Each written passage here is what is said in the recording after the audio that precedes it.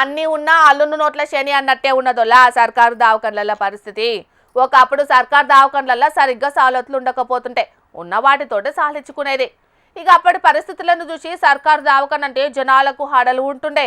ఇక ఇప్పుడు సవలతులు పెరిగినాయి, ప్రైవేట్కు ఏం తక్కువ కాకుండా సవలతులు అందుతున్నాయి. కానీ దవాఖాన్లకు పట్టిన నిర్లక్ష్యపు రోగాన్ని నయం చేసుడు ఎవరి తరం అయితలేదోలా.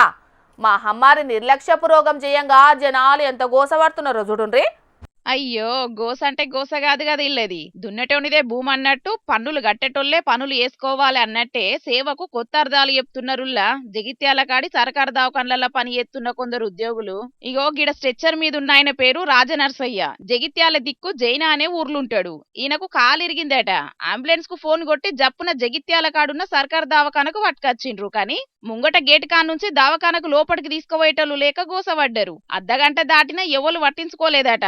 పాపం వీళ్ళను చూసేటోళ్ళు కరువైండ్రు. ఇక ఇట్లయితే గలవదని చుట్టుముట్టోళ్ళ సాయం తీసుకొని మెల్లగా స్ట్రెచ్చర్ ఎక్కిచ్చిండ్రు. ఇక వీళ్ళ కోడలే స్ట్రెచ్చర్ ను పట్టుకొని దవాఖాన లోపలికి తోలుకుపోయింది. ఇక గిదేం కథ అని అడిగితే మా డ్యూటీ కాదని కొందరు, మీరే పట్టుక రావాలని ఇంకొందరు నిర్లక్ష్యంగా జవాబు చెప్పేటాలకు పరిశాన అయిండ్రు.